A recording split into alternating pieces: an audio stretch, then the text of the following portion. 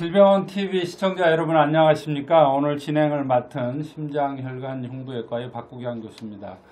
2024년도에도 역시 암 환자들의 사망률 1위를 기록했다는 통계청의 통계가 최근 나왔는데요. 여성암, 특히 이 폐경기 이전의 자궁암과 유방암이 굉장히 많은 부위를 차지하고 있습니다. 40대 이전에는 우리나라에서 안타깝게도 자살이 사망률 1위를 차지하고 있고 40대 이후에는 암이 1위를 차지하고 있는데 오늘은 여성암 중에서도 자궁암과 유방암, 그 중에서도 유방암에 대해서 여러분과 함께 이야기를 나눠볼까 합니다.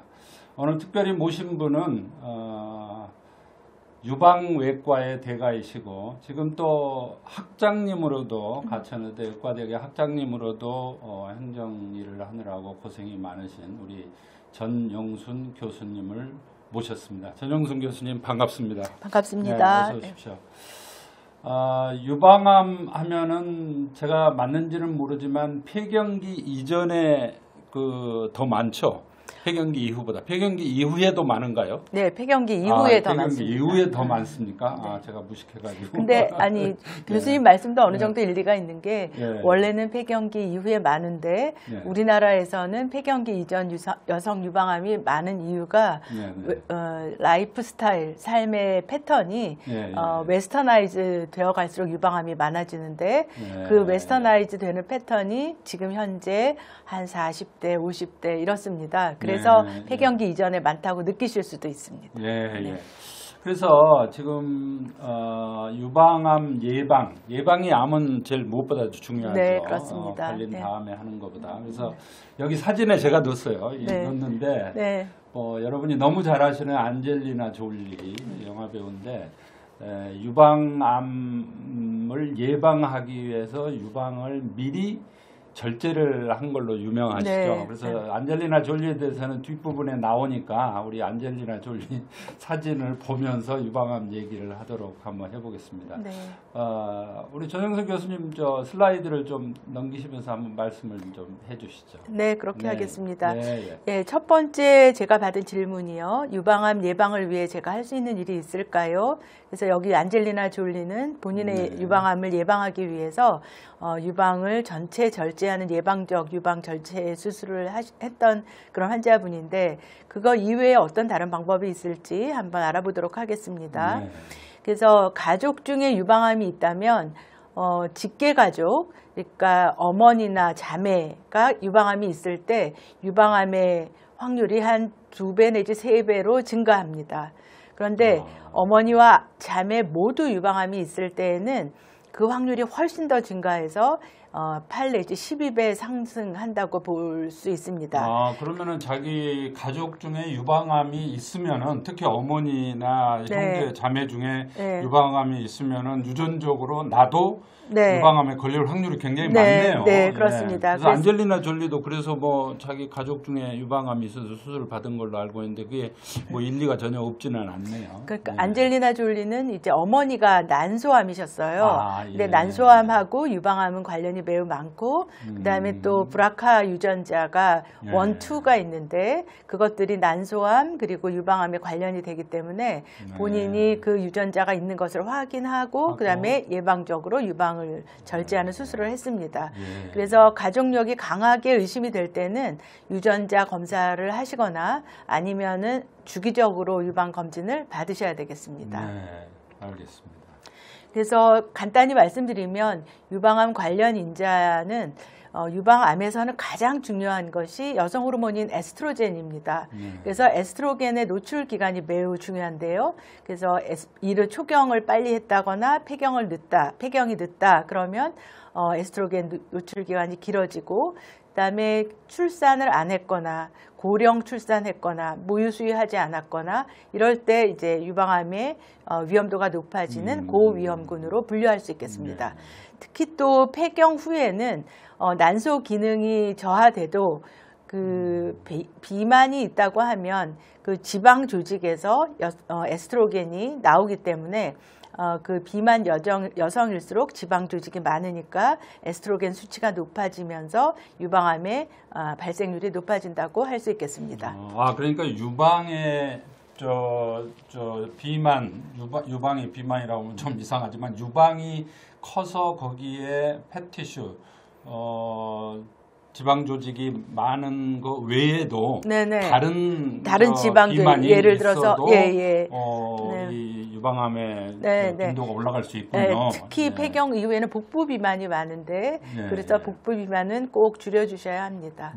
네. 두 번째로 유방암 관련 인자 중에 음주하고 호르몬 대체요법이 있을 수 있겠는데요. 네. 알코올은 유방암하고 상극이라고 생각하시면 됩니다. 그래서 수술 받으신 분들 중에도 요즘은 음주하시는 그 여성 인구가 높기 때문에 그 술을 마셔도 되냐 질문하시는 분들이 많은데 술은 절대 금주하셔야 된다고 제가 설명을 드리고 있습니다. 담배는 어떻습니까? 담배는 모든 암의 위험인자로 그렇죠. 여러분 들으셨죠? 위험인자가 될 수 있겠습니다. 말을 꺼내는 제가 무색합니다. 네. 바로. 그다음에 또 하나는 이제 장기간 여성들이 폐경되고 나면 갱년기 증상이 심할 때 호르몬 대체요법을 받거든요. 그렇게 하는 여성들이나 아니면 피임을 하기 위해서 경구 피임약을 복용한 여성들에서는 유방암 발생률이 높아지는 것으로 되어 있습니다. 네. 그래서 호르몬 대체요법을 받는 여성들은 주기적으로 유방 검진을 철저히 해주셔야 하겠습니다. 네, 그럼 제가 질문이 하나 있는데요. 전영순 교수님, 그 폐경기가 지난 이후에 네. 이제 여성성을 유지하기 위해서 호르몬을 계속 복용하는 경우에도 물론 유방암의 위험이 증가하죠. 네네. 예. 그러면 그 그러니까 폐경기 이후에 호르몬을 복용하시는 분들은 그만큼 더 자주 유방 검사를 봐야 되겠네요. 네, 그렇습니다. 그죠? 네. 그래서 그런데 이제 다 유방암이 생기는 것이 아니고 호르몬 치료를 해서 또 좋은 점들이 많으니까요. 근데 이제 저는 환자분들한테 설명할 때 이거는 가치관에 따른 것이지 의사가 결정해 줄 수 없다라고 이야기하거든요. 그러니까 평생 관찰했을 때 유방암 빈도가 높아지기 때문에 본인은 그런 빈도를 조금이라도 높은 게 싫으시면 갱년기 증세를 참으시고 호르몬 대체요법을 안 하시는 거고 주기적으로 아주 철저히 검사해서 암을 초기에 발견하겠다 이러신 분들은 대체요법을 하시고 이렇게 하시면 되겠습니다.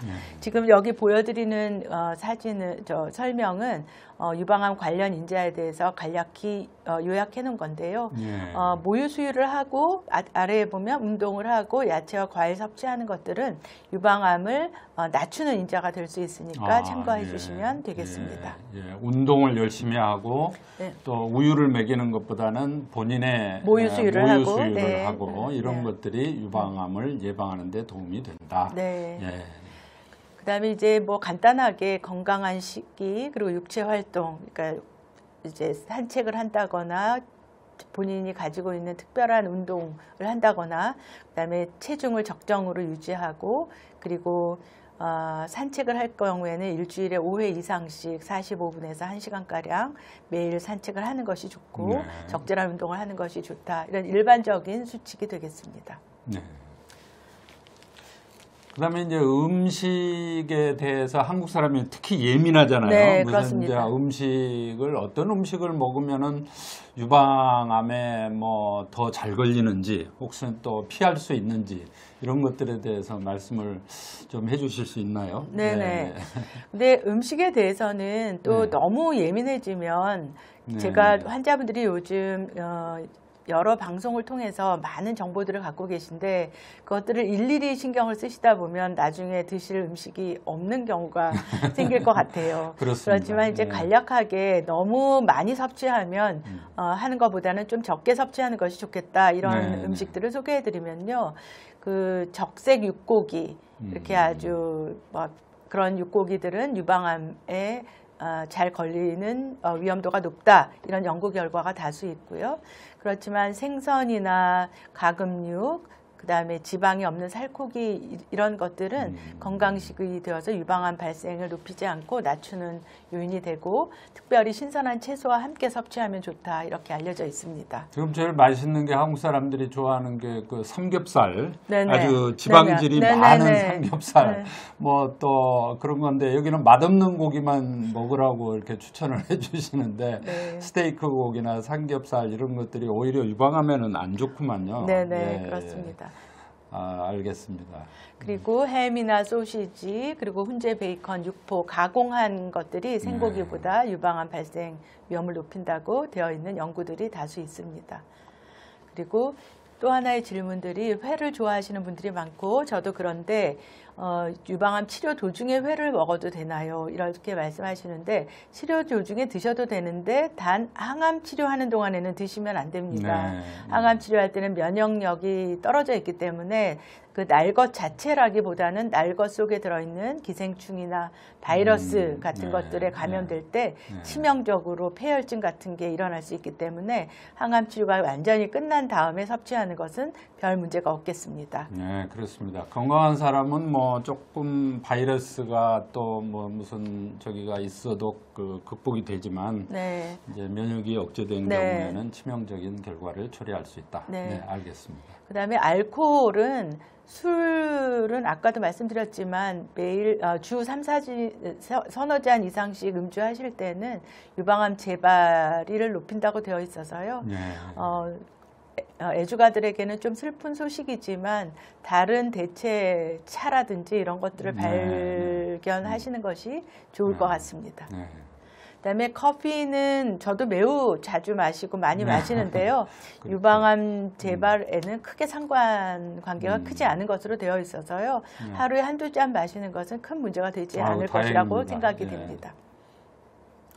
그래서 이건 간단히 요약한 식이요법인데요. 규칙적으로 식사를 하고 단백질을 충분히 섭취하고 지방은 줄이고 그리고 색깔 있는 채소와 과일을 먹고 생선 그리고 동물성 기름보다는 식물성 기름 요즘 많이 올리브유라든지 뭐 여러 가지 쓰니까요. 그것들을 사용한 조리법으로 활용하시면 되겠습니다. 이런 식이요법은 꼭 유방암이 걸린 사람만 주의해서 지킬 게 아니라 유방암에 걸리기 전이나 또 네. 유방암에 걸리지 않는 사람도 이런 네. 식이요법을 하면은 건강에 도움이 될 것 같습니다. 네. 네, 감사합니다. 그다음에 이제 보통 이게 참 좀 질문이 우습기는 한데 사실 가슴이 큰 여성은 지방 조직도 많고 네. 유방 조직이 많기 때문에 유방암에 더 잘 걸리는 거 아니냐 이게 질문을 제가 네. 드리고 싶은데 어떻습니까? 저도 이런 질문을 많이 받습니다. 네. 특별히 나는 가슴이 별로 크지도 않은데 유방암에 걸려서 억울하다 이렇게 네. 말씀하시는 분들이 계신데요. 유방 크기 자체가 유방암의 직접적인 원인은 아니고요. 예, 그 유방이 형성되어 있는 것이 유방 조직하고 지방 조직으로 주로 이루어져 있는데 그중에 유방 조직의 밀도가 더 중요합니다. 흔히 치밀 유방이라고 하는 그 사진을 찍으면 유방 조직이 조밀하게 나오는 그런 환자들에서 유방암이 잘 걸린다 이런 말이 있는데요. 그거는 유선 조직이 많은 경우에는 자체적으로도 유방 조직이 많으니까 잘 걸릴 수도 있고 또 하나는 건강 검진에서 유방 촬영을 했을 때 그 유선 조직이 많은 경우에는 그 조직이 아주 조밀하기 때문에 속에 그 혹이 있어도 안 보이는 경우가 많습니다. 그래서 마모그래피로 종양이 발견하기 어려울 수 있기 때문에 그래서 유방암에 잘 걸린다고 이야기하는 것이지 유방 크기 자체는 크게 문제가 안 되고 요약하면 유방 조직이 어느 정도 조밀한가 이것이 관련이 있다고 하겠습니다. 그럼 그 유방 밀도가 높은지 낮은지는 어떻게 검사를 하죠? 일반인들이 마모그래피를 하면 거기에서 다 이제 판독이 되어 나옵니다. 조밀하다 아니면 조밀하지 않다 뭐 이렇게 다 나오니까요. 다음에 또 이야기해 주실 거죠? 네네. 그다음에 이제 유방암 검사 중에 자가 검진이 있고 제가 네네. 알기로 네네. 두 번째가 이제 맘모그라피하고 초음파 검사가 있는데 먼저 이제 맘모그라피가 할 때 저는 잘 몰랐는데 이게 저 통증이 있나 봐요. 네네. 그냥 저는 엑스레이 판 대고 이렇게 찍으면 뭐 보통 가슴 사진 찍듯이 네. 될 줄 알았는데 통증이 걱정하는 분들이 계시더라고요. 그래서 그거에 대해서 말씀을 좀 해주시죠. 네. 그러니까 유방 촬영을 할 때, 마모그라피를 할 때 유방을 아주 압력을 가해가지고 네. 눌러서 찍거든요. 아. 그런데 이제 그 사진이 이게 어디에 있을까요?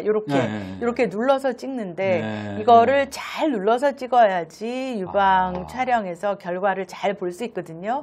그런데 이거를 잘 누르려면 좀 아프게 누르는 경우가 많은데 유방을 납작하게 만들어서 그래야 엑스레이가 투과하기 좋게 넓은 면적으로 해야 네, 그렇습니다. 발견이 쉽다 이거죠. 네네. 그래서 누를 때 아프군요. 네네. 그게. 그런데 이제 그래서 어떤 분들은 근데 또 이게 기사분들이 이제 촬영하시는 기사분들이 이제 시간이 오래 가서 실력이 느시면 또 안 아프게 하면서 또 잘 하시는 경우도 있어요. 완전히 경험이 많은 기사분들은. 네네. 그래서 그렇지만 대개는 아파야지 잘 나오니까요. 네, 조금 좀 참으셔야지 되겠고. 그래서 덜 아프게 하는 거는 유방이 여성들이 아플 때가 호르몬 영향을 받아가지고 생리 주기에 따라서 그렇게 아플 때가 있거든요. 그래서 생리주를 향해서 갈 때 굉장히 아파지는데 생리 시작하고 난 다음에 1, 2주 있으면 유방이 조금 덜 아프니까요. 촬영하는 시기를 조금 조정하시면 통증을 줄일 수 있을 것 같습니다. 여러분 아셨죠? 그래서 조금 아픈 거는 좀 참으시고 또 생리 주기하고도 영향이 있기 때문에 좀 지난 다음에 촬영을 하는 게 좋겠다. 예약을 그렇게 해주시기 바랍니다. 네, 그리고 유방 촬영술이 이제 통증이 심해서 이제 처방을 유방 촬영하고 초음파를 2개를 내면 뭐 2개씩이나 할 필요가 있을까요? 촬영은 아프니까 초음파만 하면 안 될까요? 이렇게 말씀하시는 경우가 있는데요. 유방암의 증세 중에 미세석회화라는 게 있습니다. 그래서 석회화가 초기암이라든지 또 뭐 진행된 암에서도 발견될 수 있는데 요것들이 초음파에서는 대부분 안 보입니다. 미세석회화가 대부분 안 보이고 주로 유방 촬영에서만 보이기 때문에 그래서 유방 초음파만 해서는 요 초기 유방암을 놓칠 수가 있습니다. 미세석회화로 발견되는.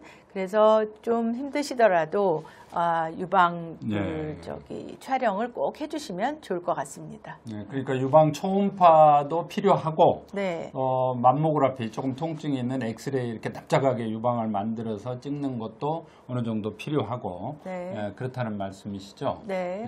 알겠습니다.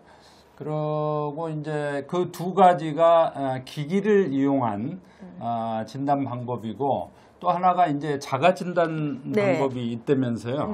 초음파하고 맘모그라피가 기기를 이용한 그런 진단이라면은 가장 중요하고 또 본인이 스스로 할 수 있는 자가 진단법이 있다는데 좀 전영숙 교수님 설명을 해주시죠. 네, 그래서 유방암 자가 진단은 매우 중요하고요. 여기에서 대부분 많은 유방암이 발견되는 경우가 많습니다.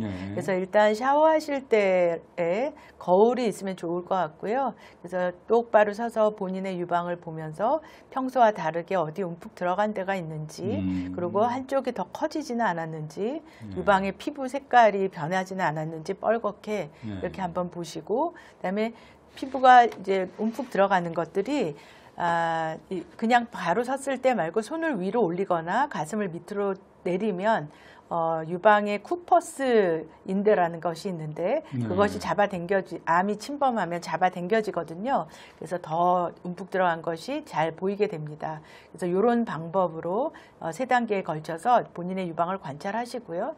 그 다음에 촉진을 할 때는 일단 서거나 앉아서 거울을 보면서 검진하는 쪽 팔을 올리고 밖에서부터 2번째, 3번째, 4번째 손가락의 첫마디로 밖에서부터 안으로 쭉 이렇게 3번 이렇게 원을 그려가면서 안으로 들어오시면 되고요. 그렇게 한 다음에 혹시 유두에서 유방암의 증세 중에 핏물이 나오거나 이러는 경우가 있으니까요. 한번 짜보시고 그래서 비정상적인 분비물이 있는지 알아보시면 되겠습니다. 이 중에 하나라도 이상이 있으면 이렇게 하면서 혹을 발견하고요. 여기서 핏물이 나오면 병원에 내원하시면 되고, 그리고 누워서 이제 촉진할 때는 편한 상태로 누워서 이런 방식으로 두 번째, 세 번째, 네 번째 손가락을 사용해서 밖에서 안으로, 그다음에 이쪽으로, 그다음에 이렇게 세로로, 그다음 방사형으로 다 정확하게 촉진해 보시면 많은 환자분들이 이런 방법으로 본인의 유방의 이상을 발견해서 내원하십니다. 그러니까 유방을 이게 위치에 따라서 네. 또 유방암이 아주 크면은 진행이 돼 있으면 누구나 쉽게 발견을 할 텐데 이 방법은 초기에 어떻게 해서든지 발견하고. 이상이 있는지 네. 없는지를 발견하는 네. 거기 때문에 땡겨도 보고 안에서 밖으로 또 위에서 아래로 아래에서 위로 이렇게 여러 군데를 촉지를 해보는 게 굉장히 중요하다고 말씀을 해주시네요. 예. 그 다음에는 이제 건강검진에서 가장 기본이 되는 검사가 유방 촬영술인데 아까 말씀드렸듯이 이게 통증이 좀 있습니다. 그렇지만 이제 위아래 그 다음에 양 옆면을 플라스틱판으로 누르면 양쪽에서 이렇게 볼 수가 있어서요. 많이 누를수록 납작해져서 유방 내부가 잘 보이거든요. 보인다. 그래서 통증에 대해서는 조금 양해를 해주시면 좋을 것 같습니다. 네, 맘모그라피죠. 네, 이렇게 해서 보면 마모그라피 다음에 이제 초음파를 우리가 하게 되는데요. 왼쪽이 맘모그라피 엑스레이 사진이고요. 네, 이게 마모그라피 사진이고 초음파 이게 초음파 사진입니다. 네. 그래서 유방암 환자였는데요. 마모그라피에서 이렇게 석회화가 보이는 지금 하얀 거기가 혹이, 암이 있는 부분이죠. 혹이 보이는 건데 이렇게 보이는 혹이 있을 때 이제 초음파로 이 혹을 더 자세히 관찰할 수가 있고요. 위 아래로 찍었을 때 이쪽이 바깥쪽이고 양 옆으로 찍었을 때는 이쪽이 위쪽이 되니까 이 환자는 위쪽 바깥쪽에 암이 있다 이렇게 진단할 수 있겠습니다. 그래서 이렇게 암이 의심되면 그 다음에는 이제 조직 검사나 세포 검사를 해야 되는데요. 가는 바늘로 세포를 뽑아내는 세포 검사가 있고요. 그리고 총처럼 쏴서 하는 조직 검사가 있고요. 그 다음에 맘모톰이라는 기계를 사용해서 조직을 더 많이 뛸 수도 있는데 가장 많이 사용하는 것은 이 중심부 바늘 생검 조직검, 우리가 흔히 말하는 조직 검사입니다. 이것을 통해서 유방암이 확진되겠습니다. 저것도 많이 아프겠는데요. 약간 이제 그 마취를 부분 마취를 하긴 하는데 좀 아프긴 할 겁니다. 네. 그 다음에 이제 유방암을 일단 암이 발견돼서 수술을 했는데 초기라고 했는데도 불구하고 재발이 되는 경우가 있는데 어떤 경우에 그런 경우가 있는지 한번 또 저희들이 질문을 그래서 유방암이 이제 한쪽을 수술을 하고 나면은요, 뭐 재발은 그쪽에는 이제 할 수가 있다고 생각을 하시는데 반대편에 갑자기 혹이 생기는 경우가 있는데 한쪽을 수술하면 반대쪽 유방은 유방암 발생할 위험도가 더 높아집니다. 그래서 한쪽을 수술했던 분이 반대쪽에 유방암이 생길 확률이 한쪽을 수술 안 했던 분보다는 더 높아지기 때문에요. 그 이유는 이제 브라카 유전자 돌연변이가 있는 환자는 반대편 유방암 확률이 한 7.3배로 높아지고 이런 돌연변이가 없다고 하더라도 이제 한 연구에서 발표한 건데요. 그래서 좀 젊은 여성에서 이제 3중 음성이라는 거는 호르몬 수용체 2개가 없고 표적 유전자가 없다는 뜻인데 이걸 좀 이런 암이라든지 유방암 가족력이 있을 때 2.77배 위험도가 높아졌다고 발표를 했습니다. 그런데 우리가 대개는 이제 한쪽에 유방암 수술을 하신 분들이 반대쪽에 유방암이 발생할 확률이 약 2배 정도 높아진다고 환자분들한테는 설명하고 있습니다.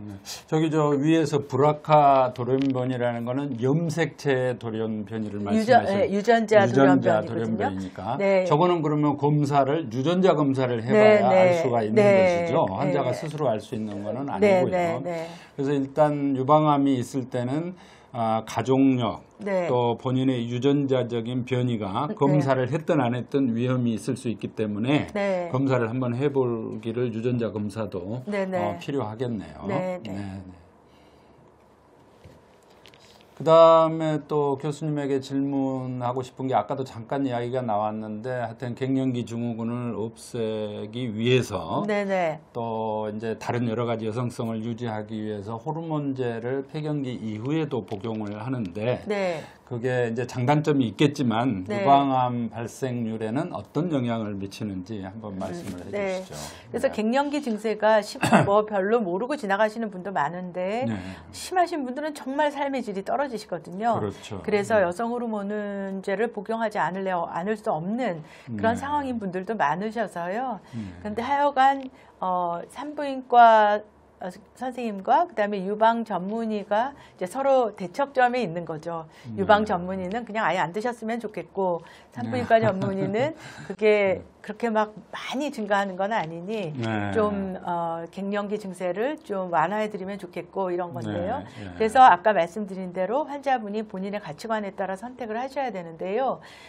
결과는 그 호르몬 대체요법을 15년 이상 적용하는 경우에 이제 1.3배 내지 2배. 그러니까 뭐 한두 달 호르몬 대체요법을 했다 그래서 바로 유방암이 생기는 게 아닙니다. 아주 심한 거는 아니네요. 영향이. 그 호르몬의 영향이. 그다음에 호르몬 대체요법을 이제 15년이 1.3에서 2.2배인데 5년 이상 적용하는 경우에는 한 1.2에서 1.6 약간 떨어지는 것으로 나와 있고요. 그다음에 이제 호르몬제를 복용할 때 에스트로겐과 프로게스테론의 복합 호르몬 사용해서 위험도가 더 높게 나타납니다. 그러니까 에스트로겐만 사용하는 것보다 그 이유는 뭐 연구자들은 프로게스테론이 에스트로겐의 바람 효과를 강화한다 이렇게 이야기하고 있고요. 그래서 호르몬 대체요법이 유방암 위험이 있어서 싫으신 분들은 여성 호르몬이 안 섞여 있으면서도 갱년기 증세를 완화해 줄 수 있는 약제가 있으니까요. 산부인과 선생님이나 또 유방 전문의들과 상의해가지고 사용해 볼 수 있겠습니다. 저 빈도를 보면은 갱년기 증후군이 아주 심한 경우에는 그런 여성의 경우에는 유방암의 증가 때문에 꼭 호르몬을 절대로 복용하지 말라 이렇게 말을 하기에는 조금 그러네요. 네, 그렇습니다. 본인의 증세가 너무 심할 때는 뭐 복용하면서 제 생각에는 그 대신 검진을 좀 철저하게. 자주 자궁암이나 유방암 검진을 좀 더 뭐 1년에 할 걸 6개월에 한다든지 자주 하면 어떨까 그렇게 말씀을 드리고 싶네요. 맞죠? 네, 그렇습니다. 감사합니다. 그 다음에 이제 아까 모두에 말씀을 드렸다시피 예방하기 위해서 유방을 절제한 그 유명한 안젤리나 졸리에 대해서 이제 우리가 이야기를 했는데 그게 과연 타당한 건지 또 다른 우리 중년 여성들한테 이것을 권해야 될지 한번 말씀을 해 주시죠. 네. 그래서 안젤리나 졸리는 이제 유전성 유방암, 그래서 브라카 유전자를 갖고 있다고 하는데 가장 유명한 그 유방암 관련 유전자가 BRCA1, BRCA2 그 유전자 돌연변인데요. 그 BRCA1 안젤리나 졸리가 이 유전자를 가지고 있다는 걸 알았죠. 네네. 어머니가 난소암이 있기 때문에요.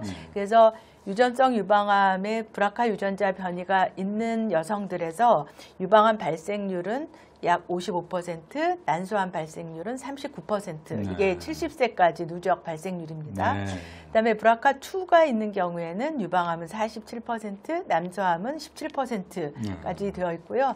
두 개 다 있는 분도 있고 검사해 보면 하나만 있으신 분도 있는데 어쨌든 간에 이 위험도가 올라가는데 이제 안젤리나 졸리는 어머니가 난소암이었기 때문에 본인이 굉장히 스트레스가 됐겠죠. 그래서 유방암에 걸리지 않기 위해서 이 환자 안젤리나 졸리는 유방 전체 절제만 했을 뿐만 아니라 양쪽 난소까지 다 절제한 것으로 알려져 있습니다.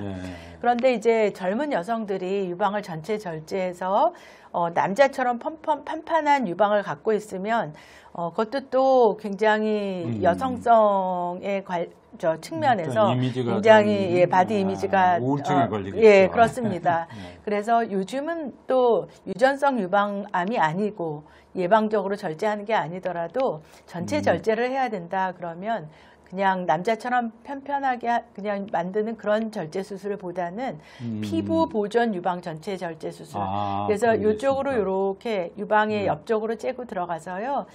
절제해서 여기 흉터를 보면 이렇게 남습니다. 네. 그리고 속을 유방 조직을 다 절제해내고 그다음에 겨드랑이 림프절도 검사를 하고 그 빈 공간에 조직 확장기라든지 아니면 처음부터 그 보형물을 집어넣는 그런 즉시 유방 복원 수술을 합니다. 그래서 요즘은 그냥 전체 절제 수술보다는 이런 수술을 해서 그 유방암 환자분들 중에 특히 젊은 여성들 중에 그렇죠. 스트레스가 중요하죠. 되는 환자분들은 이렇게 수술을 하고 있고 그다음에 요즘은 100세 시대여가지고 7, 80 되신 분들도 유방을 전체 절제하는 것보다는 그러니까 전체 절제하는데 그냥 다 없애는 것보다는 피부를 남겨놓고 이렇게 유방을 살려주는 그런 수술을 하는 것을 선호하십니다. 그래서 농담으로 제가 유방을 수술하고 나면 반대쪽 유방 수술 안 한 쪽보다 이쪽이 더 예뻐집니다. 이렇게 농담하기도 합니다. 근데 훨씬 환자들의 만족도가 높고요. 그리고 또 성형외과 선생님이랑 같이 하면서 좋은 결과들을 많이 도출해내고 있습니다. 요즘은 저런 보형물들도 좋은 제품들이 많이 나와서 뭐 터지거나 뭐 그런 거는 없죠, 거의. 옛날에는 그런 사건들이 좀 있었잖아요. 근데 이건 이제 시간이 오래되면은요, 한 10년, 15년, 뭐 20년 되면은 좀 터질 수도 있는데, 저는 농담으로 그럴 때는 또 빼고 더 새로운 걸로 넣으시라 이렇게 말씀드립니다. 맞는 말씀인 것 같습니다. 그러면 브라카 유전자가 있는 한국의 중년 여성이 있다. 원투가 다 있다. 그럼 유방 절제술을 권하시겠습니까? 어떻게 하시겠습니까? 근데 이제 유방암 학회라든지 이런 데서 이제 외국에서는 이렇게 하는데 우리나라에서도 이렇게 해야 하는가? 뭐 해도 되는 겁니다. 해도 되는데 주로 이제 초기 검진을 철저히 해서 우리나라는 외국 여성들보다 유방 사이즈가 좀 작기 때문에 발견이 매우 쉬우니 검진을 철저히 하자 이런 부류가 있고 아니면 그냥 처음부터 이렇게 하는 것이 좋겠다 이렇게 하는 부류가 있는데 저는 환자분들의 어떤 분들은 이제 선호도에 따라서 그렇게 하시면 될 것 같습니다. 선택일 것 같습니다. 우리나라는 또 검진에서 유방암, 자궁암 검진을 또 비교적 잘 해주는 나라 중에 하나이기 때문에 저도 구태여 일부러 저런 유전자가 있다고 해서 유방을 사전에 절제하는 거는 좀 아니지 않는가. 하늘에서 주신 우리 몸을 또 일부러 절제하는가 그런 생각이 들기는 합니다만은 여러분 선택에 맡기도록 이렇게 하겠습니다. 오늘 여기까지 말씀을 해주셨는데 전영순 교수님 나와주셔서 감사합니다. 여러분, 불러주셔서 감사합니다. 건강을 이루면 모든 것을 다 했습니다. 길병원 TV 시청자 여러분, 특히 중년 여성 여러분, 유방암 검진을 통해서 건강 100세를 누리시기를 간절히 바라면서 오늘 이야기는 여기서 마치도록 할까 합니다. 감사합니다.